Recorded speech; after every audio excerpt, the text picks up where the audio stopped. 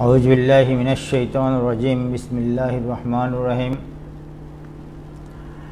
প্রিয় শিক্ষার্থীবৃন্দ, আশা করি তোমরা বাসায় ভালো আছো, সুস্থ আছো।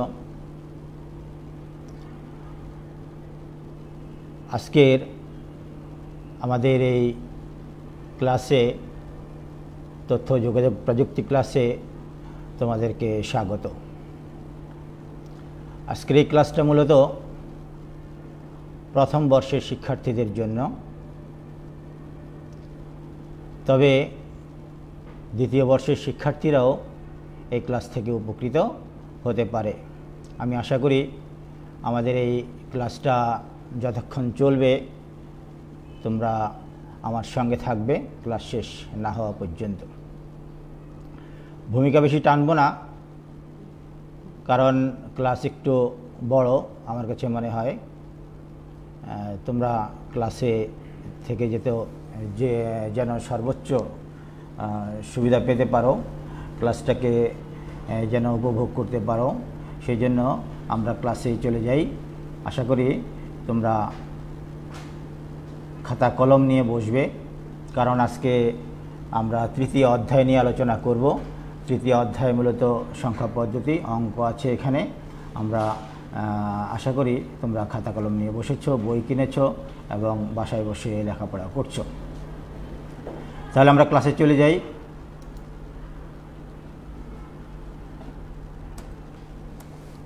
আমার পরিচিতি, আমার নাম হেলাল উদ্দিন মাহমুদ, সহকারী অধ্যাপক, তথ্য ও যোগাযোগ প্রযুক্তি, দনিয়া কলেজ, ঢাকা।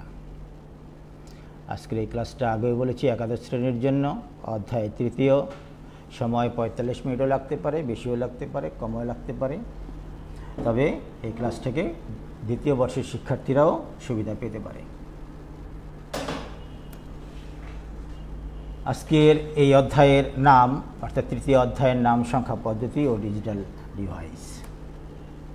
আজকে আলোচ্য বিষয় সংখ্যা পদ্ধতি অর্থাৎ ডিজিটাল ডিভাইস নিয়ে আজকে আমি কোনো আলোচনা করব না। সংখ্যা পদ্ধতিও পুরোপুরি শেষ করা সম্ভব হবে না, জাস্ট আমরা স্টার্ট করছি সংখ্যা পদ্ধতি, দেখি কতটুকু পারা যায়। আজকের এই ক্লাসের শিক্ষণফল, আজকের এই ক্লাস শেষে আমাদের শিক্ষার্থীরা সংখ্যা পদ্ধতির আবিষ্কারের ইতিহাস সম্পর্কে জানতে পারবে, সংখ্যা পদ্ধতির প্রকারভেদ সম্পর্কে জানতে পারবে, সংখ্যা পদ্ধতির একক সম্পর্কে জানতে পারবে, সংখ্যা গঠন কৌশল সম্পর্কে জানতে পারবে, দশমিক সংখ্যা পদ্ধতি থেকে বাইনারি, অক্টাল ও হেক্সাডেসিমাল সংখ্যায় রূপান্তর করতে পারবে। তাহলে প্রথম কথা হলো সংখ্যা পদ্ধতি বা নাম্বার সিস্টেম কি। যে কোনো গাণিতিক কার্য সম্পাদনের জন্য সাধারণত কতগুলো প্রতীক, চিহ্ন এগুলো ব্যবহার করা হয়। এই চিহ্ন বা প্রতীকগুলো অঙ্কগুলো প্রকাশ করা এবং এগুলোকে গণনা করার পদ্ধতিকে সংখ্যা পদ্ধতি বলে। আমরা একটু পরেই অঙ্কগুলো দেখব, চিহ্ন প্রতীকগুলো দেখব। যেমন বাংলায় আমরা 1 ব্যবহার করি, 2 ব্যবহার করি, ইংরেজিতে আমরা 1 ব্যবহার করি, 2 ব্যবহার করি, 3 ব্যবহার করি, 9 ব্যবহার করি। বিভিন্ন সংখ্যা পদ্ধতিতে বিভিন্ন চিহ্ন ব্যবহার করা হয়। যেমন রোমান সংখ্যায় দাগ দিয়ে 5কে ব্যবহার করা হয়, ভি দিয়ে 10কে 10 চিহ্নিত করা হয়, এক্স দিয়ে। তাহলে এগুলো হলো এক একটা প্রতীক বা চিহ্ন।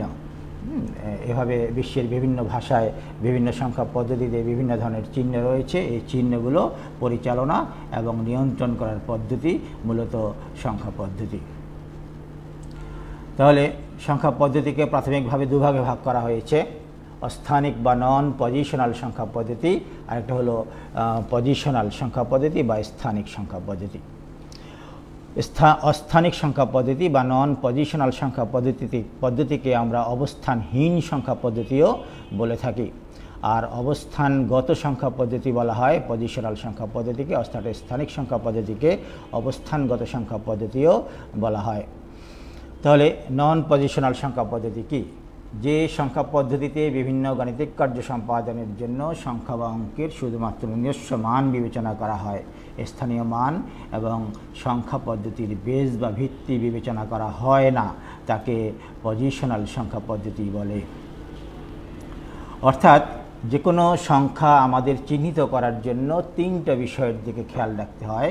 সংখ্যা বা অঙ্কগুলোর চিহ্নগুলোর নিজস্ব মান, স্থানীয় মান এবং যে সংখ্যা পদ্ধতিতে অঙ্কগুলো ব্যবহার করা হয় তার বেস বা ভিত্তি, অর্থাৎ ওই সংখ্যা পদ্ধতিতে কতগুলো মৌলিক অঙ্ক ব্যবহার করা হয় তাকে। তাহলে এই তিনটা বিষয়ের মধ্যে শুধুমাত্র নিজস্ব মান বিবেচনা করা হয় অস্থানিক সংখ্যা পদ্ধতিতে বা নন পজিশনাল সংখ্যা পদ্ধতিতে। স্থানীয় মান এবং ওই সংখ্যা পদ্ধতির বেস বা ভিত্তি বিবেচনা করা হয় না। সো এই পদ্ধতিকে বলা হয় অস্থানিক বা নন পজিশনাল সংখ্যা পদ্ধতি। যেমন হায়ারোগ্লিফিক সংখ্যা পদ্ধতি, মেয়ন সংখ্যা পদ্ধতি, রোমান সংখ্যা পদ্ধতি, টালি সংখ্যা পদ্ধতি ইত্যাদি। দেখো আমাদের সামনে একটা সংখ্যা পদ্ধতি এসেছে, এটাকে বলা হয় হায়ারোগ্লিফিক সংখ্যা পদ্ধতি, এটাকে বলা হয় মেয়ন সংখ্যা পদ্ধতি, এটাকে বলা হয় রোমান সংখ্যা পদ্ধতি, এটাকে বলা হয় টালি সংখ্যা পদ্ধতি। তাহলে সংখ্যা পদ্ধতি সম্পর্কে আমরা জানলাম। এই সংখ্যা পদ্ধতি কোত্থেকে আসলো, কিভাবে আসলো, সেই ইতিহাস সম্পর্কে আমাদের একটু ধারণা থাকা প্রয়োজন। যদিও ইতিহাস কোনো পরীক্ষায় তেমন একটা আসে না, কিন্তু ইতিহাস সম্পর্কে আমাদের একটু আইডিয়া না হলে আমরা ঠিক সংখ্যা পদ্ধতি সম্পর্কে হয়তো সঠিক ধারণা অর্জন করতে পারবো না। তাই এখানে আমি হয়তো ইতিহাসটাকে আনি নাই, কিন্তু ইতিহাস সম্পর্কে একটু ধারণা থাকা উচিত। একদম সৃষ্টির প্রথম যুগে, অর্থাৎ মানুষ যখন হিসাব নিকাশ করতে শুরু করলো, লেনদেন যখন করা শুরু করলো, তখনই মূলত মানুষের হিসাব রাখার প্রয়োজন হলো। তখন আমরা জানি আদি যুগের মানুষ দেওয়ালে দাগ কেটে, পাথর গুনে, হয়তো বাঁশের কঞ্চি দিয়ে বিভিন্নভাবে রশিতে গিট মেরে এভাবে হিসাব নিকাশ করত। একটা পর্যায়ে মানুষ চিন্তা করলো যে এগুলো দিয়ে আসলে মনে রাখা সম্ভব না, এগুলো অনেক সময় হারিয়ে যায়, মুছে যায়, হিসাব নিকাশ সঠিকভাবে সম্পাদন করা সম্ভব হতো না ওই সময়। সেজন্য মানুষের অক্লান্ত পরিশ্রম এবং গবেষণার মাধ্যমে মানুষ চিন্তা করলো কিভাবে চিহ্ন দিয়ে হিসাব নিকাশ করা সম্ভব। সেই গবেষণা থেকে, সেই চেষ্টা থেকেই আজ থেকে 3400 বছর আগে সুমেরীয়, ব্যাবিলিয়ন বা মিশরীয় এসব সভ্যতায় এই বীজভিত্তিক সংখ্যা পদ্ধতি উদ্ভাবন করা হয়েছিল, যার নাম হায়ারোগ্লিফিক সংখ্যা পদ্ধতি। বিশেষ করে মিশরীয় সভ্যতায় হায়ারোগ্লিফিক সংখ্যা পদ্ধতি, বীজভিত্তিক সংখ্যা পদ্ধতি ব্যবহার করা হয়েছে। ব্যাবিলিয়ন সংখ্যা পদ্ধতিতে 60 ভিত্তিক সংখ্যা পদ্ধতি ব্যবহার করা হয়েছে, যার ব্যবহার আমরা এখনও আমাদের ঘড়িতে, যেমন 60 সেকেন্ডে 1 মিনিট, 60 মিনিটে 1 ঘন্টা, এগুলো মূলত তৎকালীন ব্যাবিলিয়ন সভ্যতার সংখ্যা পদ্ধতি। আমাদের ঘড়িতে যে সংখ্যা পদ্ধতি ব্যবহার করা হয়, মায়ান সংখ্যা পদ্ধতিও একসময় মিশরেই ব্যবহার করা হয়েছিল। চীন দেশে একসময়ে 20 ভিত্তিক সংখ্যা পদ্ধতি, 5 ভিত্তিক সংখ্যা পদ্ধতি, এই ধরনের অনেক সংখ্যা পদ্ধতি তারা উদ্ভাবন করেছিল চীন সভ্যতায়। গ্রিক দেশে সংখ্যা পদ্ধতি উদ্ভাবন করা হয়েছিল। ওই সময় গ্রিকরা সংখ্যা পদ্ধতিতে বেশ উন্নত ছিল। পরবর্তীতে রোমানরা যখন গ্রিক সভ্যতার পতন ঘটায়, তখন এক ধরনের সংখ্যা পদ্ধতির তেমন একটা উন্নয়ন ঘটেনি। রোমানরা তাদের সংখ্যা পদ্ধতিকেই ব্যাপকভাবে ব্যবহার করে এবং তারা গ্রিক সভ্যতায় যে সংখ্যা পদ্ধতি 10 ভিত্তিক সংখ্যা পদ্ধতি ছিল গ্রিক সংখ্যা পদ্ধতিতে, তারা সেটাকে গ্রহণ করেনি। তারা তাদের সংখ্যা পদ্ধতি, এই সংখ্যা পদ্ধতিগুলো মূলত, দেখো এই সংখ্যা পদ্ধতিগুলো,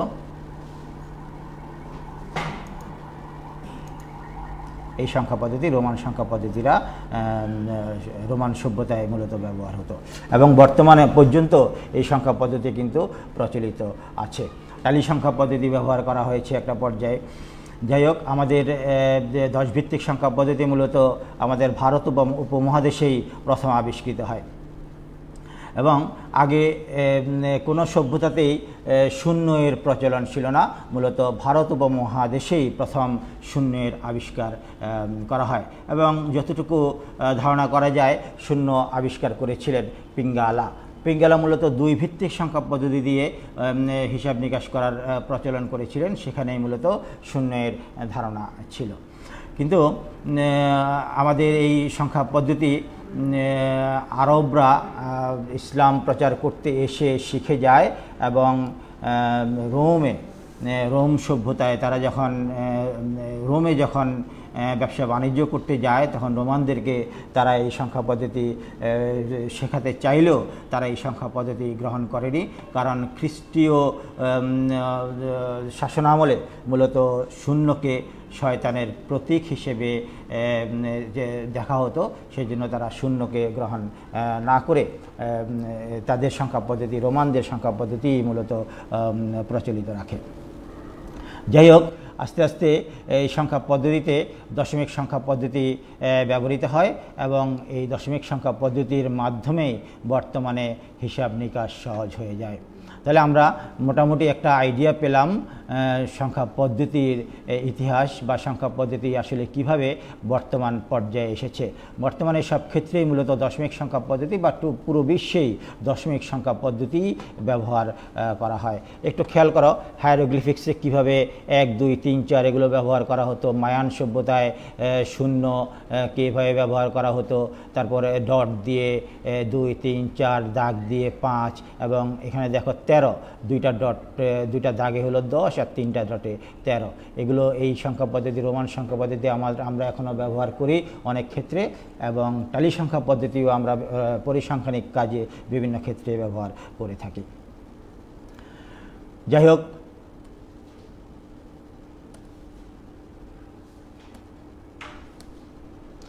আমরা আসি পজিশনাল সংখ্যা পদ্ধতিতে। পজিশনাল সংখ্যা পদ্ধতির আরেকটা নাম হলো স্থানিক সংখ্যা পদ্ধতি বা অবস্থানগত সংখ্যা পদ্ধতি।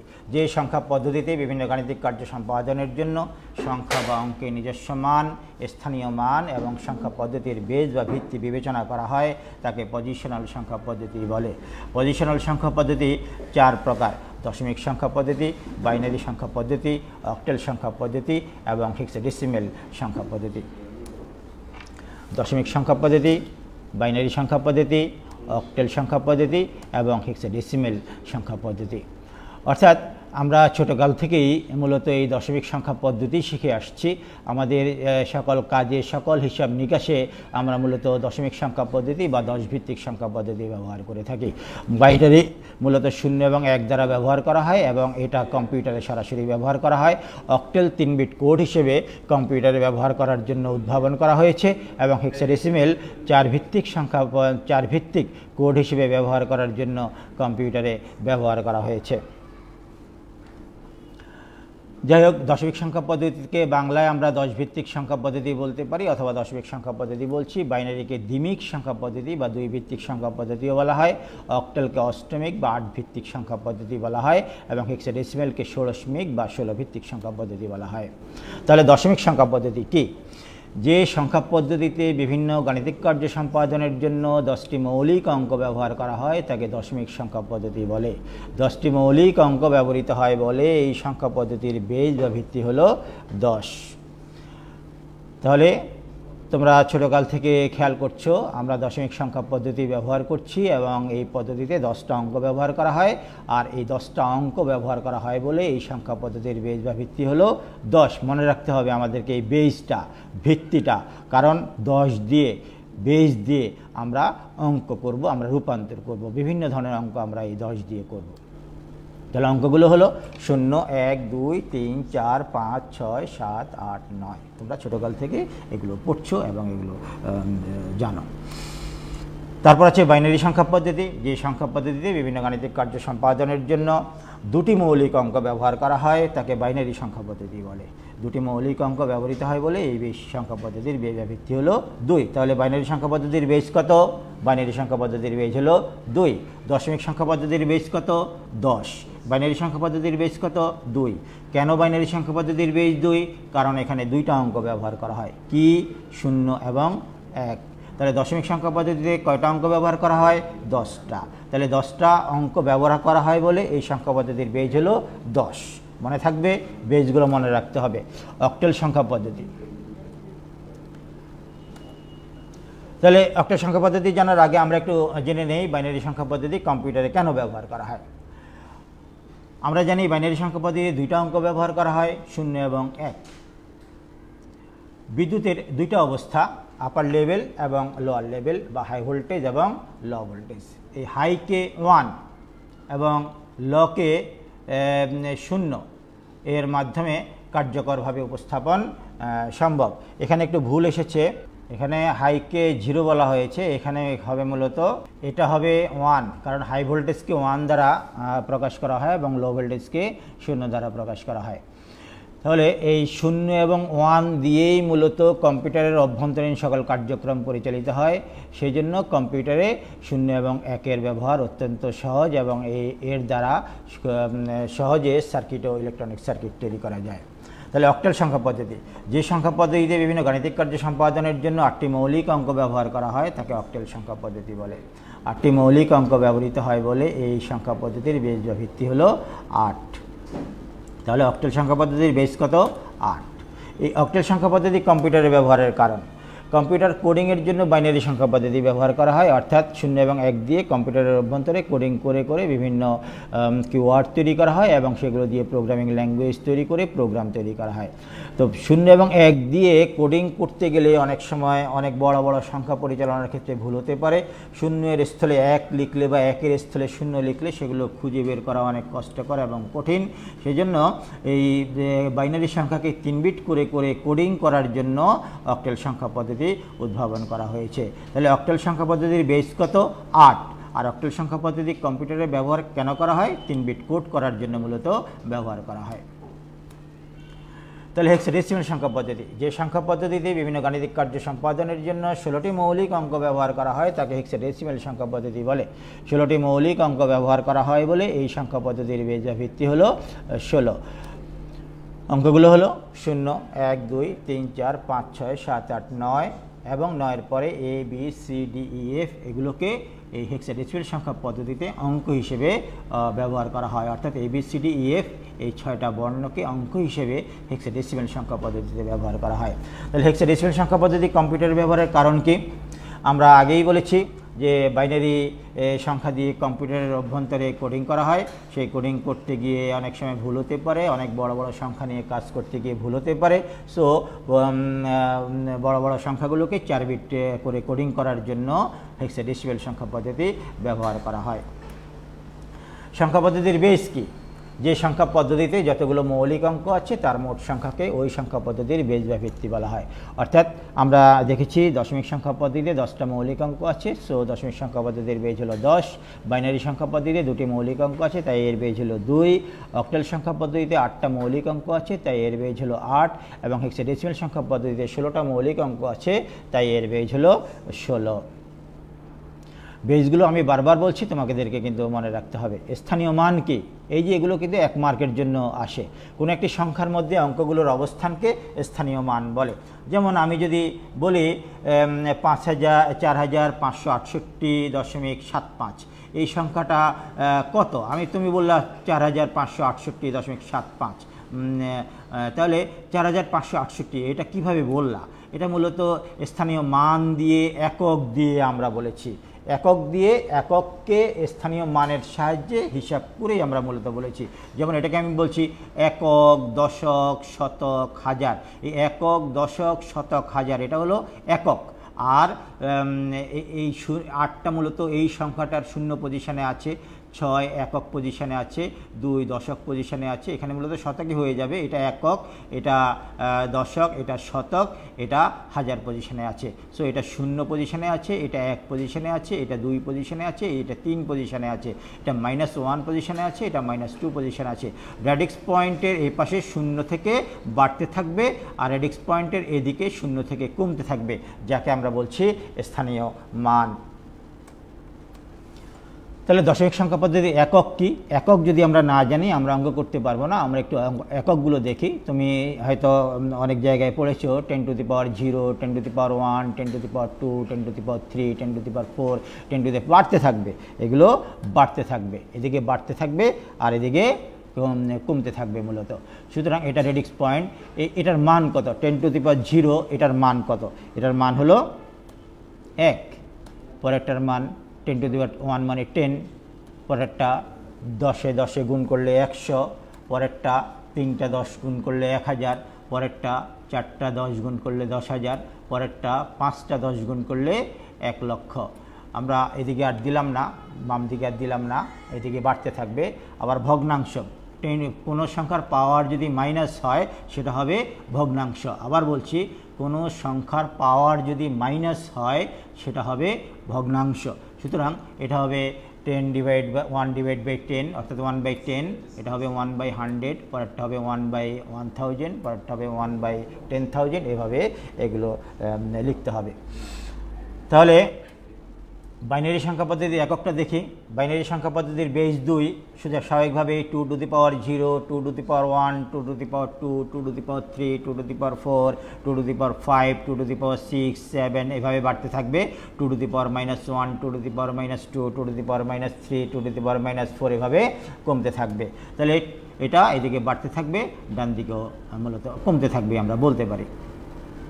2 টু দি পাওয়ার 0 মানে হলো 1, কোনো সংখ্যার পাওয়ার 0 হলে তার মান হয় 1। আবারও বলছি, কোনো সংখ্যার পাওয়ার 0 হলে তার মান হবে 1। তারপর 2 টু দি পাওয়ার 1 মানে হলো 2, 2 টু দি পাওয়ার 2 মানে হলো 4, 2 টু দি পাওয়ার 3 মানে হলো 8, এটা হলো 16, 32, রেডিক্স পয়েন্টের ভগ্নাংশের পরে 1/2, 1/4, 1/8, 1/16, এভাবে। অর্থাৎ এখানে পাওয়ার দিয়ে 2 টু দি পাওয়ার 3 পাওয়ার গুনবো, 2কে 3 বার গুণ করলে 8, এটা কিন্তু 3 দ্বিগুণে 6 না, 2 ইন্টু 2 ইন্টু 2, তাহলে এটা হবে 8। আর মাইনাসের কারণে এটা হয়ে যাবে ভগ্নাংশ। উপরে সবসময় 1, কিসের ভগ্নাংশ? ভগ্নাংশ সবসময় 1-এরই হয়, সুতরাং 1-এর ভগ্নাংশ। তারপরেরটা অক্টেল সংখ্যা পদ্ধতির একক 8 টু দি পাওয়ার 0, কারণ অক্টেল পদ্ধতিতে আমরা জানি 8টা মৌলিক অঙ্ক ব্যবহার করা হয়, সুতরাং 8 to the power 0, 8 to the power 1, 8 to the power 2, 8 to the power 3, 8 to the power 4, এভাবে বাড়তে থাকবে। আর এদিকে 8 to the power -1, 8 to the power -2, 8 to the power -3, এদিকে কমতে থাকবে। তাহলে এটার মান 8 টু দি পাওয়ার 0 হলো 1। আমি আবারও বলছি, যে কোনো সংখ্যার পাওয়ার 0 হলে তার মান হবে 1। এটা 8, 8 একে 8, 8 8 64, এভাবে বাড়তে থাকবে। আর 8 টু দি 1/8, 1/64, 1/5, 1 টু 512, এভাবে কমতে থাকবে। হেক্সাডেসিমাল সংখ্যা পদ্ধতির একক 16 two the power 0, 16 two the power 1, এভাবে আমরা এগুলোকে লিখব। তারপর কোনো সংখ্যার পাওয়ার 0 হলে তার মান হলো 1, অর্থাৎ 16 টু দি পাওয়ার 0 সমান 1, পরেরটা 16, পরেরটা 16 গুণ করলে 256, 3টা 16 গুণ করলে 4096, এটা হলো 1/16, এটা হলো 1/256, এটা হলো 1/4096, এভাবে আমরা এককগুলোকে হিসাব করব এবং এটা দিয়েও কিন্তু আমরা অঙ্ক করব। এরপর আসি পজিশনাল সংখ্যা পদ্ধতিতে ব্যবহৃত সংখ্যা পদ্ধতিগুলোর মৌলিক অঙ্কগুলো এর মধ্যে দেখানো হয়েছে। তারপরে আমি একটু সাজিয়ে তোমাকে দেখিয়ে দেই। ডেসিমেল, বাইনারি, অক্টাল, হেক্সাডেসিমেল, এই 4টা হলো পজিশনাল সংখ্যা পদ্ধতি। এই সংখ্যা পদ্ধতিগুলোর মৌলিক অঙ্ক ডেসিমালে হলো 0 থেকে 9 পর্যন্ত, বাইনারি 0 এবং 1, অক্টাল 0 থেকে 7 পর্যন্ত, মোট 8টা, এবং হেক্সাডেসিমেলে 0 থেকে 9 পর্যন্ত, এবং ABCDEF এগুলো হলো পজিশনাল সংখ্যা পদ্ধতিতে ব্যবহৃত সংখ্যা পদ্ধতিগুলোর মৌলিক অঙ্ক। তারপর তোমাকে বলতে পারে 1 থেকে 30 পর্যন্ত দশমিক সংখ্যার সমান বাইনারি, অক্টাল ও হেক্সাডেসিমেল মানগুলো লেখো। তাহলে ডেসিমেল, বাইনারি, অক্টাল, হেক্সাডেসিমেল নিলাম আমরা। 0 থেকে 9 পর্যন্ত বাইনারি মান আমরা একটু এটা পরে দেখি, এটা একটু হিসাব তোমাদেরকে দেখাবো। অক্টাল 0 থেকে 7 পর্যন্ত আমরা আগে মৌলিক অঙ্কগুলো মূলত আনছি, আমরা আগে মৌলিক অঙ্কগুলো আনলাম। তারপর খেয়াল করো, আমরা 16 পর্যন্ত আপাতত লিখলাম, 16 পর্যন্ত 30 পর্যন্ত লিখে ফেললাম। 30 পর্যন্ত অক্টাল মানটা কিভাবে হবে, এখানে খেয়াল করো, এই 10 কোত্থেকে আসলো? 10 আসলো মূলত 0 এবং 1 এবং 0 এই দুটোর সমন্বয়। 1 এবং 0 এই দুটোর সমন্বয় হলো 10। তারপর 1 1 11, 1 2, 1 3, 1 4, 1 5, 1 6, 1 7, 1 8, 1 9, এই পর্যন্ত 19 পর্যন্ত এসেছে। অর্থাৎ 1 দিয়ে 1কে সমন্বয়, এক দিয়ে 2কে সমন্বয়, এক দিয়ে 3কে সমন্বয়, এক দিয়ে 4কে সমন্বয়, এক দিয়ে 5কে সমন্বয়, এক দিয়ে 6কে সমন্বয়, এক দিয়ে 7কে সমন্বয়, এক দিয়ে 8কে সমন্বয়, এক দিয়ে 9কে সমন্বয়, 19 পর্যন্ত এসেছে। যখন 1 দিয়ে 9 পর্যন্ত সমন্বয় শেষ হয়ে গেছে তখন 2 দিয়ে সমন্বয়, একের পরে 2, 2 দিয়ে সমন্বয় শুরু হবে, এই 10টাকাই সমন্বয় হবে। সো 2 0, 2 0, 2 1, 2 2, 2 3, 2 4, 2 5, 2 6, 2 7, 2 8, 2 9, এভাবে 2 9 পর্যন্ত। 2 দিয়ে যখন সমন্বয় শেষ হয়ে গেছে তখন 3 দিয়ে সমন্বয় শুরু হবে, 3 0, 3 1, 3 2, 3 3, 3 4, 3 5, 3 6, 3 7, 3 8, 3 9, এভাবে একটা পর্যায়ে করতে করতে দেখো 9 9 হবে। 9 9 মানে আমার 10টা মৌলিক অঙ্কের সমন্বয় শেষ হয়ে যাবে। তারপরের সংখ্যাটা কত হবে? 9 এর পরে 10, 10 দিয়ে আবার এই 10টাকে সমন্বয় হবে, 10 0, 10 1, অর্থাৎ 99 পরে হবে 10 0 মানে 100। সো 99 পরে 100, 101, 102, 103, এভাবে সমন্বয় হতে থাকবে। সো এটাই, অর্থাৎ 10টা অঙ্কের উপর ভিত্তি করে সব কিছু পরিচালিত হয়, সেই জন্য এটার নাম দশমিক সংখ্যা পদ্ধতি। আমরা বাইনারিটা একটু পরে শিখছি। অক্টেল খেয়াল করো, এই 8টা মৌলিক অঙ্ক দিয়েই মূলত সমন্বয় হবে, অর্থাৎ আমার 7 পর্যন্ত যখন মৌলিক অঙ্ক শেষ হয়ে যাবে আমি সমন্বয় শুরু করব 1 0, 7-এর পরে হলো 1 0, তারপর 1 1, 1 2, 1 3, 1 4, 1 5, 1 6, 1 7। আমার মৌলিক অঙ্ক 7 পর্যন্ত, সুতরাং 1 7 পর্যন্ত সমন্বয় হবে। 8 এবং 9-এর ব্যবহার এখানে নেই, সুতরাং 8 এবং 9 দিয়ে যত অঙ্ক আছে, সংখ্যা আছে, সব এখানে আর আসবে না। সো 1-এর পরে 2 আসবে, 2 0, 2 1, 2 2, 2 3, 2 4, 2 5, 2 6, 2 7। যখন 2 দিয়ে সমন্বয় শেষ হয়ে যাবে 3 দিয়ে সমন্বয় শুরু হবে, 3 0, 3 1, 3 2, 3 3, 3 4, 3 5, 3 6, 3 7, 3 7 পর্যন্ত। 3 7-এর পরে কিন্তু 4 0 হবে। এভাবে 7 7 হওয়ার পরে কিন্তু হবে 1 0 0, অর্থাৎ 7-এর পরে 10, এই জন্য 10 দিয়ে সমন্বয় শুরু হবে। এগুলো তাহলে আমার 16-এর অক্টেল মান কত? 20। 8-এর অক্টেল মান কত? 8-এর অক্টেল মান হলো 10। 10-এর অক্টেল মান কত? 12। এ সমান সমান করে যেটা পাবা। 30-এর অক্টেল মান কত? 36। এভাবে তুমি 1 থেকে 30 পর্যন্ত দশমিক সংখ্যার সমান বাইনারি মান, অক্টেল মান, হেক্সাডেসিমাল মান এগুলো বের করতে পারবে। তোমাকে এই মানগুলো মনে রাখতে হবে। এর দশমিক মান কত? এর দশমিক মান 10, বি এর দশমিক মান 11, সি এর দশমিক মান 12, ডি এর দশমিক মান 13, ই এর দশমিক মান 14, এফ এর দশমিক মান 15, সর্বোচ্চ 15 পর্যন্ত। তাহলে 10 সমান হেক্সাডেসিমাল কত? এ। 11 সমান হেক্সাডেসিমাল কত? বি। 12 সমান হেক্সাডেসিমাল কত? সি। 13 সমান হেক্সাডেসিমাল কত? ডি। 14 সমান হেক্সাডেসিমাল কত? ই। 15 সমান হেক্সাডেসিমাল কত? এফ। সো এই মানগুলো অবশ্যই তোমাকে মনে রাখতে হবে অঙ্ক করার জন্য।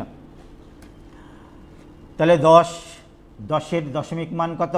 16। 16-এর হেক্সাডেসিমাল মান কত? 10। 10-এর অক্টেল মান কত? 20। 20-এর অক্টেল 20-এর হেক্সাডেসিমাল মান কত? 10। এভাবে তোমাকে মনে রাখতে হবে, বা এগুলো তুমি পর্যায়ক্রমে লিখতে পারবে যদি আজকের এই ক্লাসটা খেয়াল করো। তাহলে এই 10 থেকে আসলো? 1 আর 0-এর সমন্বয় হয়েছে 10। তারপর 1 1, 1 2, 1 3, 1 4, 1 5, 1 6, 1 7, 1 8, 1 9। 1 9 পর্যন্ত আসার পরে এখনও তো সমন্বয় শেষ হয় নাই, প্রত্যেকটা মৌলিক অঙ্ককে সমন্বয় করতে হবে। So 1a, 1b, 1c, 1d, 1e, 1f।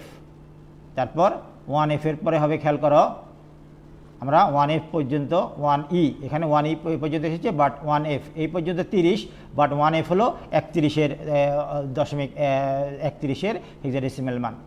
তারপরের সংখ্যাটা কত হবে? 20, 21, 22, 23, 24, 25, 26, 27, 28, 29, 2a, 2b, 2c, 2d, 2e, 2f। তারপর 30, 31, 32, 33, 34, 35, 36, 37, 38, 39, 3a, 3b, 3c, 3d, 3e, 3f। এভাবে এফ এফ হওয়ার পরে 10 দিয়ে সমন্বয় শুরু হয়ে 100 আসবে। এটা হলো হেক্সাডেসিমাল সংখ্যা পদ্ধতি। তাহলে আমরা একটু বাইনারি সংখ্যা পদ্ধতি দেখি। এই দুটোর সমন্বয় 1 0 1 1, 1 0 1 1, অর্থাৎ 2 এর বাইনারি মান হলো 10, 3 এর বাইনারি মান হলো 11। অর্থাৎ আজকে 2 টাকাকে আমরা বাইনারি সংখ্যা পদ্ধতি যদি চালু হতো আমরা কিন্তু 10 টাকা বলতাম বা 10 টাকা বলতাম, 3 টাকাকে 11 টাকা বলতাম। তারপর যখন দুটো সমন্বয় শেষ তখন এই 10 দিয়ে আবার সমন্বয় শুরু হবে, 1 0 0 1 0 1 1 1 0 1 1 1 এভাবে সমন্বয় চলতে থাকবে। সো 30 পর্যন্ত আমরা মানগুলো লিখে ফেলেছি। যেমন 3 বার যখন সমন্বয় শেষ, 1 1 দিয়ে সমন্বয় শেষ, এরপর হলো এইটা দিয়ে সমন্বয় 1 0 0 0, এটা 1 0 0 1, এটা এটা শেষ 1 0 1 0, এটা 1 0 1 1, এটা 1 0 1 1, এটা দিয়ে সমন্বয় যখন শেষ হয়ে গেল তার এটা দিয়ে সমন্বয় 1 1 0 1 1 1। যাই হোক, এগুলো যদি না বোঝো তাহলে বারবার দেখো, এই ক্লাসটাকে বারবার রিভিউ করো, আমি আশা করি তোমরা বুঝে যাবে। এরপর আমরা যাই, আমরা সংখ্যা পদ্ধতির রূপান্তর দেখব। 27.65 বেস 10কে বাইনারিতে রূপান্তর করো, আমরা এই অঙ্কটা করব। মূলত এই 27কে আমরা বাইনারির বেজ 2 দিয়ে ভাগ করে করে ভাগশেষকে নিচ থেকে উপরের দিকে সাজাবো এবং 0.65 বেস 10 এটাকে বাইনারির বেজ 2 দিয়ে গুণ করে করে আমরা পূর্ণ সংখ্যাগুলোকে উপর থেকে নিচের দিকে সাজালেই আমাদের এই সংখ্যার সমান বাইনারি মান বেরিয়ে যাবে। তাহলে এই 27কে আমরা এখন 2 দিয়ে ভাগ করব। 2 দিয়ে যদি ভাগ করি কত হয় তুমি খেয়াল করো, 13 দুগুণে 26, আবার খেয়াল করো 13 দুগুণে 26, হাতে আছে 1, 13 দুগুণে 26, খেয়াল করো 13 দুগুণে 26, এই যে 13 দিয়ে তুমি যদি 2কে গুণ করো তাহলে 13 দুগুণে 26, তাহলে 26 যদি আমি 27 থেকে বিয়োগ করি থেকে যাবে 1, এটাকে আমরা বলছি ভাগশেষ। ভাগশেষটা বের করতে হবে মূলত। আবার খেয়াল করো 27কে যদি তুমি 2 দিয়ে ভাগ করো তাহলে 2 এ 1 এ 2, 2 এ 1 এ 2, আর হাতে নাই 7কে যদি তুমি 2 দিয়ে ভাগ করো তাহলে 3 দুগুণে 6, তাহলে 6, হাতে আছে 1। আমি আশা করি তোমরা বুঝেছো। এই 13কে আমরা আবার 2 দিয়ে ভাগ করব, তাহলে 6 দুগুণে 12, কত হয় 6 দুগুণে 12, খেয়াল করো 6 দুগুণে 12, তাহলে হাতে আছে 1। আবার খেয়াল করো 13কে যদি 2 দিয়ে ভাগ দাও তাহলে 6 হয়, 2 6 বার যায়, তাহলে 12 যদি 13 থেকে বিয়োগ দাও তাহলে হাতে থাকে 1, সেই 1টা আমরা এই পাশে সাজাচ্ছি। আবার এই মানটাকে 6কে যদি আমরা 2 দিয়ে ভাগ করি তাহলে 3 দুগুণে 6, হাতে আছে 0, 3 দুগুণে 6, খেয়াল করো মিলে গেছে, 3 দুগুণে 6, 2 দিয়ে যদি 3কে গুণ করো 3 দুগুণে 6, অথবা 6কে যদি 2 দিয়ে ভাগ করো 3 দুগুণে 6, মিলে গেছে, হাতে আছে 0। আবার এই 2 দিয়ে আমরা 3কে ভাগ করব, খেয়াল করো ভাগ একবার যায়, 2 এ 1 এ 2, 2 এ 1 এ 2, হাতে আছে 1। এই 2 দিয়ে যদি 3কে ভাগ করো একবার যায়, 2 এ 1 এ 2, অথবা 1 দিয়ে যদি 2কে গুণ করো 2 এ 1 এ 2, 2কে 3 থেকে বিয়োগ করো, হাতে আছে 1। আবার এই 2 দিয়ে যদি আমরা 1কে ভাগ করি তাহলে ভাগ কিন্তু যায় না, ভাগ যায় 0.5 হয়, ফ্র্যাকশন হয়, এখানে ফ্র্যাকশন করা যাবে না, সুতরাং ভাগ ফল হবে 0, ভাগশেষ হবে 1, অর্থাৎ 1 পুরোটা ভাগশেষ। এই নিচ থেকে উপরের দিকে আমরা এখন এটাকে সাজাবো। এটাকে বলা হয় এমএসবি, মোস্ট সিগনিফিকেন্ট বিট, এটাকে বলা হয় লিস্ট সিগনিফিকেন্ট বিট, সর্বোচ্চ গুরুত্বের অঙ্ক, সর্বনিম্ন গুরুত্বের অঙ্ক, আর এটাকে নিচ থেকে উপরের দিকে সাজালেই 27-এর সমান বাইনারি মান পাওয়া যাবে। আমরা ভগ্নাংশটাকে একটু কনভার্ট করি, খেয়াল করো 0.65, এই 0.65কে আমরা এই পাশে নিয়ে আসলাম, আমরা এখন এটাকে 2 দিয়ে গুণ করব, 2 দিয়ে গুণ করব, তাহলে 2 দিয়ে যদি গুণ করি খেয়াল করো 5 দুগুণে 10-এর 0, হাতে আছে 1, 6 দুগুণে 12 আর 1 এ 13, অর্থাৎ 2 ঘর পরে দশমিক, এখানে এই ডান থেকে বাম দিকে 2 ঘর পরে দশমিক, সো এখানেও ডান থেকে বাম দিকে 2 ঘর পরে আমরা দশমিক দেব, একটাকে আলাদা করে ফেলবো, একটাকে আমরা মূলত দাগ টেনে আলাদা করে দেব, অর্থাৎ এই 30 পয়সাটাকে ফ্র্যাকশনটাকে আমরা আবার গুণ করব, পূর্ণ সংখ্যাটাকে আর গুণ করা যাবে না। তাহলে এই ফ্র্যাকশনটাকে যদি আবার 2 দিয়ে গুণ করি এটা 60 পয়সা হয়, 0 টাকা 60 পয়সা। অর্থাৎ যেহেতু কোনো পূর্ণ সংখ্যা পাওয়া যায় নাই, আমরা 0 লিখব। পূর্ণ সংখ্যা হিসেবে 0কে এখানে আমরা দেখিয়ে দেব। 60 পয়সাকে আমরা আবার 2 দিয়ে গুণ করব, হবে খেয়াল করো 1 টাকা 20 পয়সা। খেয়াল করো 2 শূন্যের 0, 6 দ্বিগুণে 12, 1 2। সো 1 আমাদের উত্তরে চলে যাবে, সেই জন্য এটাকে আমরা আলাদা করে দিচ্ছি, এটাকে আমরা আলাদা করে দিচ্ছি। আবার 0.20কে আমরা 2 দিয়ে গুণ করব, এটা হবে 0.40। খেয়াল করো 2 শূন্যের 0, 2 দ্বিগুণে 4, এই 0 আমার উত্তরে চলে যাবে। সুতরাং এটাকে আমি আলাদা করে দিচ্ছি। তাহলে আবার 2 শূন্যের 0, 2 শূন্যের 0, 4 দ্বিগুণে 8। আর এখানে কোনো পূর্ণ সংখ্যা পাওয়া যায় নাই বলে, অর্থাৎ 1 হয় নাই বলে আমরা 0 দিয়ে দেব। অথবা 0.40কে তুমি যদি ক্যালকুলেটরে 2 দিয়ে গুণ করো তাহলে 0.80ই তুমি কিন্তু পাবে। আবার গুণ করলাম, 2 দিয়ে গুণ করলাম, 1.60। 2 শূন্যের 0, 8 দ্বিগুণে 16, 1.60।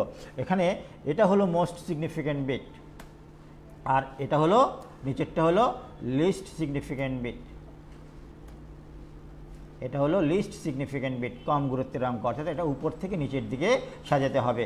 সো এইভাবে আমরা দাগ টেনে দেব এবং উত্তরটা হবে এইভাবে 27.65 বেস 10 ইকুয়াল টু 11011, 11011 পয়েন্ট 101001, 101001। যেহেতু এদিকে আমরা অনেক একটা বড় অংশ বাদ দিয়ে দিয়েছি, সো আমরা ডট ডট দিতে পারি, ডট ডট না দিলেও কোনো সমস্যা নাই। অর্থাৎ ডট ডট মানে এদিকে আরও সংখ্যা হতে পারত।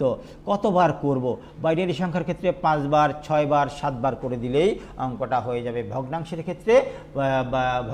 ক্ষেত্রে বাইনারি ভগ্নাংশের ক্ষেত্রে এটাকে 5 বার, 6 বার, 7 বার গুণ করতে হবে। 1 বার, 2 বার, 3 বার, 4 বার, 5 বার, 6 বার আমি গুণ করেছি। আর এখানে কতবার করতে হবে? এখানে 0 না আসা পর্যন্ত করতে হবে। সো আমি আশা করি তোমরা বাইনারি অঙ্কটা বুঝেছ। আমরা যদি অন্যান্য অঙ্কগুলো দেখি, আমার মনে হয় তোমাদের ধারণা ক্লিয়ার হয়ে যাবে। এটা সেকেন্ড টাইম করার দরকার নাই, তোমরা বাসায় বসে বারবার রিভিউ করে করে দেখো, আমার মনে হয় তোমরা বুঝে যাবে। তাহলে 37.65 বেস 10 কনভার্ট টু অক্টেল। অক্টেলে আমরা রূপান্তর করব। আমরা জানি অক্টেলের বেজ হলো 8, অক্টেলের বেজ হলো 8। আমরা এতক্ষণ একটু আগেই শিখেছি যে সংখ্যা পদ্ধতিতে যতগুলো মৌলিক অঙ্ক ব্যবহার করা হয় তার মোট সংখ্যা হলো ওই সংখ্যা পদ্ধতির বেজ বা ভিত্তি। তাহলে অক্টেল সংখ্যা পদ্ধতির বেজ হলো 8। আমরা এই 37 পূর্ণ সংখ্যা, এটা হলো ইন্টিজার, এটা হলো ফ্র্যাকশন। এই ইন্টিজার নাম্বারটাকে আমরা 8 দিয়ে ভাগ করব। খেয়াল করো, ভাগ করলাম 4 32, 4 32, 37 থেকে 32 বিয়োগ দাও, উত্তর থাকবে 5, ভাগশেষ থাকবে 5। আবার খেয়াল করো, 8 দিয়ে 37কে ভাগ দাও, কত হয়? 4 32, এখানে 4 বসবে, ভাগ ফলটা বসবে, 32 বসবে না। তাহলে 32 37 থেকে বিয়োগ যাবে, থাকবে 5। এই 5টাই মূলত আমার উত্তর বেরোচ্ছে। আমরা ভাগশেষ দিয়ে মূলত উত্তরটাকে সাজাবো। 4কে আবার 8 দিয়ে ভাগ করব। তাহলে যদি ভাগ করি, ভাগ কিন্তু যায় না, 4 পুরোটা ভাগশেষ, ভাগ যায় না, 0 বসিয়ে দিলাম, 4 পুরোটা ভাগশেষ। সো 4 হলো এমএসবি, 5 হলো এলএসবি, মোস্ট সিগনিফিকেন্ট বিট সর্বোচ্চ গুরুত্বের অঙ্ক, লিস্ট সিগনিফিকেন্ট বিট কম গুরুত্বের অঙ্ক। অর্থাৎ 37 ইকুয়াল টু 45 হলো অক্টাল মান। ফ্র্যাকশন 65কে যদি আমরা 8 দিয়ে গুণ করি, তাহলে খেয়াল করো এটা কত হবে? 5 4 40, 5 4 40 0, 5 4 40 0, হাতে আছে 4, 4 48 4 52। আবার খেয়াল করো, 5 4 40 0, হাতে আছে 4, 6 48 4 52। আমরা এটাকে দাগ টেনে দেব, আবার গুণ করব এবং দাগ টেনে দেব। এই 0.20কে আমরা আবার 8 দিয়ে গুণ করবো, অর্থাৎ এই বাইরের অংশটাকে, বাইরের সংখ্যাটাকে আমরা আর গুণ করতে পারবো না, শুধু ভগ্নাংশটাকে গুণ করব। এই জন্য এটাকে বক্সের মধ্যে নিয়ে আসা হয়েছে। তাহলে 8 শূন্যের 0, 8 দুগুণে 16, এই 1 বাইরে চলে যাবে, শুধু ভগ্নাংশটা ভেতরে থাকবে। এটাকে আবার 8 দিয়ে গুণ করব, এটাকে 8 দিয়ে গুণ করবো। 8 শূন্যের 0, 6 48, 6 48। এটাকে আবার 8 দিয়ে গুণ করব, 8 শূন্যের 0, 4 8 64, 8 64। খেয়াল করো 8 শূন্য 0 8 64। আবার আমরা খেয়াল করো কতক্ষণ করব, এটাকে আমরা 4 বার 5 বার করলেই কিন্তু হয়ে যাবে। সো এটা হলো এমএসবি, এটা হলো এলএসবি, এটা হলো অর্থাৎ এই সংখ্যাটা হলো এমএসবি, এই সংখ্যাটা হলো LSB, most significant bit, least significant bit. খেয়াল করো এটা উপর থেকে নিচের দিকে সাজাতে হবে। সুতরাং এই সংখ্যাটার সমান অক্টাল মান হলো 37.65, এই সংখ্যাটার সমান হলো 45.5146 বেজ 8। এটা দিয়ে বোঝানো হচ্ছে এটা একটা অক্টাল সংখ্যা, এটা দিয়ে বোঝানো হচ্ছে এটা একটা দশমিক সংখ্যা। সুতরাং 37.65 বেজ 10 ইকুয়াল 45.5146 বেজ 8 অ্যান্সার। আমি আশা করি তোমরা বুঝতে পারছো। খেয়াল করো 45.65 base 10 convert to hexadecimal, hexadecimal অর্থাৎ দশমিক সংখ্যাকে হেক্সাডেসিমাল সংখ্যায় রূপান্তরের জন্য আমাদেরকে যদি বলে, আমরা এই 45কে হেক্সাডেসিমাল সংখ্যা পদ্ধতির বেজ 16 দিয়ে ভাগ করব। হেক্সাডেসিমালের বেজ হলো 16, 16 দিয়ে যদি ভাগ করি 16 কয়বার যায়, 2 বার যায়, 16 দুগুণে 32, হাতে থাকে 13। আমরা একটু আগে তোমাদেরকে বলেছি যে 13 অর্থাৎ দশমিক সংখ্যা রাখা যাবে না, এখানে দশমিক সংখ্যার সমান আমাদেরকে এখানে হেক্সাডেসিমাল সংখ্যাটাকে বলে দিতে হবে। হেক্সাডেসিমাল সংখ্যা হলো এখানে ডি, অর্থাৎ আমরা আগেই বলেছি এর মান 10, দশমিক এ সমান হেক্সাডেসিমাল এ, 11 সমান বি, 12 সমান ডি, 13 সমান 12 সমান সি, 13 সমান ডি, 14 সমান ই, 15 সমান এফ। তাহলে 16 দুগুণে 32, 32 আর 13 খেয়াল করো যোগ করলে 45 হয়, অর্থাৎ 16 দুগুণে 32, 32 45 থেকে বিয়োগ করলে 13 হয়। আমি বিভিন্নভাবে বলছি তোমাদেরকে, খেয়াল করো 13 সমান হেক্সাডেসিমাল ডি, এই ডি আমাদেরকে নিয়ে আসতে হবে। এই ডি 16কে আমরা আবার 16 দিয়ে, 2কে আমরা আবার 16 দিয়ে ভাগ করব। এই 2কে আমরা আবার 16 দিয়ে ভাগ করব, ভাগ যায় না, অর্থাৎ পূর্ণ সংখ্যা রাখতে হবে। ভাগ করলে ফ্র্যাকশন হয়ে যায়, ফ্র্যাকশন করা যাবে না। সো 0 হবে, 2 পুরোটা ভাগশেষ হবে, 2 পুরোটা ভাগশেষ হবে। সো 2 হলো এখানে এমএসবি মোস্ট সিগনিফিক্যান্ট বিট, এবং ডি হলো এখানে এলএসবি বা কম গুরুত্বের অঙ্ক। তারপর ফ্র্যাকশন 0.65কে আমরা 16 দিয়ে মূলত গুণ করব। খেয়াল করো 16 দিয়ে গুণ করলে কত হয়, 5 16 80 এর 0 হাতে আছে 8। আবার বলছি 5 16 80 এর 0 হাতে আছে 8, 6 16 96 আর 8 104। আবার খেয়াল করো 5 16 80 এর 0 হাতে আছে 8, 6 16 96 আর 8 104। সো 2 ডান থেকে 2 ঘর সামনে দশমিক, এখানেও আমরা ডান থেকে 2 ঘর সামনে দশমিক দিলাম, এবং এখানে 10, এই 10টাকে আমরা বক্সে আলাদা করে দেব। আর 10 সমান এ, 10 সমান হেক্সাডেসিমালে এ, এবং এটাকে আমরা আবার 16 দিয়ে গুণ করব। আবার খেয়াল করো 5 16 80 এর 0 হাতে আছে 8, 6 16 96 আর 8 104। এখানে 0.40 থাকবে আর বাইরে 10 থাকবে, 10 রাখা যাবে না, মৌলিক অঙ্কে নিয়ে আসতে হবে। মৌলিক অঙ্ক সবসময় 1 ডিজিটের হয়, মৌলিক অঙ্ক সবসময় 1 ডিজিটের হয়। যেমন 0 1 2 3 4 5 6 7 8 9, 9-এর পরে ABCD মৌলিক অঙ্ক 1 ডিজিট করার জন্যই মূলত আনা হয়েছে। সো 10 সমান এ আমাদেরকে লিখতে হবে। তারপর আমরা এটাকে আবার গুণ করব। 16 0 0 4 16 64, 16 0 0 4 16 64, 6 বাইরে চলে যাবে আর 4 ভেতরে থাকবে, ভগ্নাংশের ভেতরে থাকবে। এটাকে আমরা আবার 16 দিয়ে গুণ করব। 16 0 0 4 16 64, আবার গুণ করব। আচ্ছা, গুণ আর করলাম না, 3 বার করলাম, এখানে 3 বার 4 বার করলেই হয়ে যাবে। এটা হলো এমএসবি আর এটা হলো এলএসবি, অর্থাৎ এটা হলো সর্বোচ্চ গুরুত্বের অঙ্ক, এটা আগে লিখতে হবে, 6 এর নিচের দিকে পরে লিখতে হবে। আমরা দাগটাকে দেখিয়ে দেব।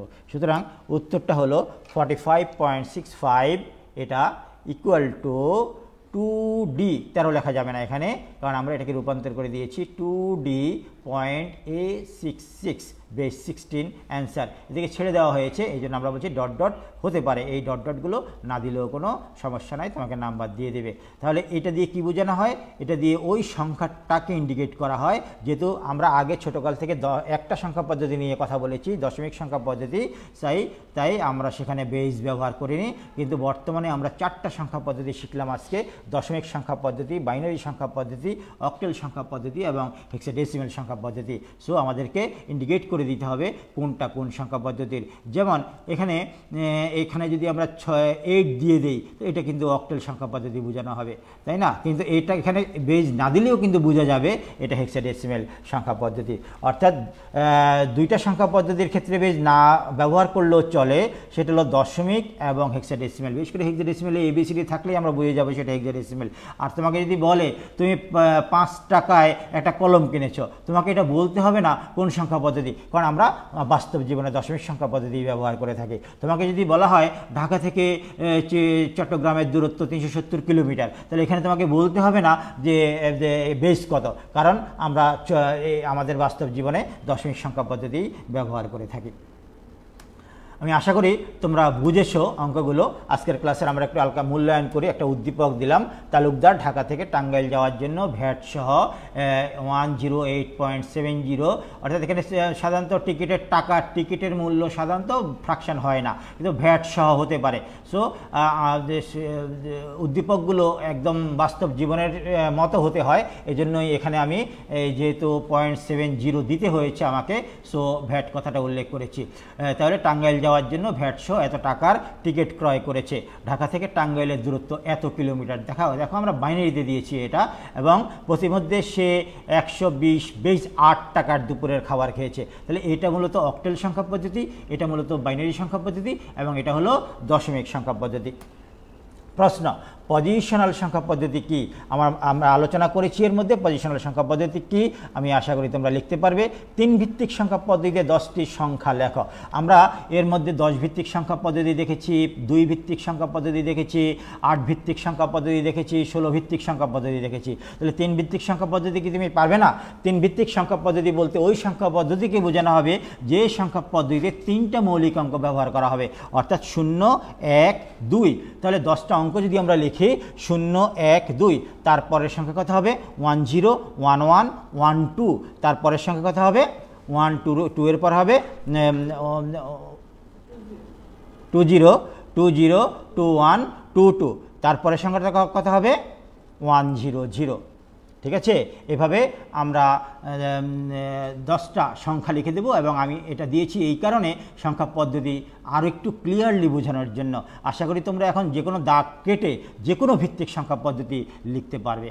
উদ্দীপকের টিকিটের মূল্য বাইনারি, অক্টাল, হেক্সাডেসিমাল মানে রূপান্তর কর। 3টে দিয়েছি, পরীক্ষায় কিন্তু 3টা থাকবে না, আমি 3টে দিয়েছি। তো এই জন্য 3টাই যেন তুমি বাসায় বসে করতে পারো, এই অঙ্কটা বাসায় বসে তুমি করবে, এই জন্যই আমি তোমাকে 3টে দিয়েছি। পরীক্ষায় কিন্তু যে কোনো একটা আসবে, যে কোনো একটা আসবে। উদ্দীপকের টিকিটের মূল্য বাইনারিতে রূপান্তর করো, অথবা অক্টেলে রূপান্তর করো, অথবা হেক্সাডেসিমালে রূপান্তর করো, এভাবে আসবে। উদ্দীপকে উল্লিখিত দ্বিতীয় তৃতীয় সংখ্যা পদ্ধতি, দ্বিতীয় সংখ্যা পদ্ধতি কি? বাইনারি, আর তৃতীয় সংখ্যা পদ্ধতি কি? অক্টেল। তাহলে এগুলো কম্পিউটারের ব্যবহারের কারণ বিশ্লেষণ করো। খেয়াল করো, আমি কিন্তু কারণ বিশ্লেষণ করেছি। সো আশা করি তোমরা আমার এই স্লাইড থেকেই পড়ে লিখতে পারবে, অথবা ডাউনলোড করে এখানে যা যা লেখা আছে হুবহু তোমরা লিখে দিলেই উত্তর হয়ে যাবে। আমরা 2টা এমসিকিউ দেখি। 34 বেস 10 এর বাইনারি মান কত? এটা না এটা না এটা না এটা। এটা কিন্তু তুমি 1, 2, 4, 8 একক যে দিয়েছিলাম, 2 to the power 0, 2 to the power 1, 2 to the power 2, 2 to the power 3, 2 to the power 4, এটাকে বিশ্লেষণ করে 2 to the power 0 সমান হবে 1, 2 to the power 1 সমান হবে 2, তারপর 3, 4, 8। এটা দিয়েও কিন্তু সহজে তোমরা এই বাইনারি মানটা বের করে ফেলতে পারবে। সেটা আমরা পরবর্তী ক্লাসে আবার দেখাবো। আজকে তুমি যেভাবে পারো একটু দেখো 34-এর বাইনারি মান কত হবে। এটা 34-এর বাইনারি মান হবে এটা। অর্থাৎ তুমি যদি এটাকে খেয়াল করো, 1, 2, 4, 8, 16, 32, যদি এভাবে তুমি লেখো, আবার বলছি 1, 2, 4, 8, 16, 32, 32 এর জায়গায় 1 আছে এবং 2 এর জায়গায় 1 আছে। সো এই 32 আর 2 যোগ করে দিলে 34 হয়ে যাবে। সুতরাং এটা হলো 34-এর বাইনারি মান। আমি এখানে দেখে দিই এটা কত এর বাইনারি মান। 1, 2 4 8 16 32 আমরা এককটা মূলত বললাম। তাহলে 32 আর 8 40, 40 আর 2 42 আর 1 43, এটা হলো 43-এর বাইনারি মান। তাহলে এইটার দশমিক মান কত? 1 2 4 8 16 32। তাহলে 32 আর 16 48, 48 আর 4 52, 1 53, এটা 53 এর বাইনারি মান। তাহলে এটা কত এর বাইনারি মান? 1 2 4 8 16 32। তাহলে 32 আর 8, যেই ডিজিটগুলোর নিচে 1 থাকবে সেগুলোকে আমরা সেই ডিজিটগুলোকে মূলত আমরা যোগ করে দেব। আর এটা বাড়বে কীভাবে? 2 এর গুণিতক ভিত্তিতে। 1 2 4 8 16 32 64 128 256। হ্যাঁ, এভাবে ডান থেকে বাম দিকে তুমি এককটা লিখে যাবে। আর যে সংখ্যাগুলোকে যোগ করলে আমার টার্গেট সংখ্যার সমান হবে সেই সংখ্যাগুলোর নিচে 1 দিয়ে দিবা, বাকিগুলোতে 0 দিয়ে দিবা। সুতরাং এই 1 2 4 8 অর্থাৎ একক দিয়ে আমরা বাইনারি মান বের করতে পারি, আবার দশমিক মানও বের করতে পারি উল্টা করে। আমি আশা করি তোমরা বুঝতে পেরেছ। নিচের কোনটি অস্থানিক সংখ্যা পদ্ধতি? বাইনারি, অক্টাল, দশমিক, রোমান। অবশ্যই রোমান হলো তোমার অস্থানিক বা নন পজিশনাল সংখ্যা পদ্ধতি। যাই হোক, বাড়ির কাজ উদ্দীপকটি পড়ো এবং উল্লিখিত প্রশ্নগুলোর উত্তর যথাযথভাবে লিখে খাতায় সংরক্ষণ করো। এই অধ্যায়ের শেষে অনুশীলনীতে যেসব উদ্দীপক এবং এমসিকিউ আছে সেগুলো বোঝার চেষ্টা করো। খেয়াল করো, আমি কিন্তু কোনো ধরনের বোর্ড ব্যবহার করি নাই। বোর্ড ব্যবহার না করে আমি স্লাইডের মাধ্যমে তোমাকে অঙ্ক বোঝানোর চেষ্টা করেছি। আমি আশা করি যে বোর্ডের চেয়ে ভালো হয়েছে। তোমাদের মতামত মূল্যায়ন হয়তো আমার এই কথাটাকে আরও সার্থক করবে। সবাইকে অনেক অনেক ধন্যবাদ।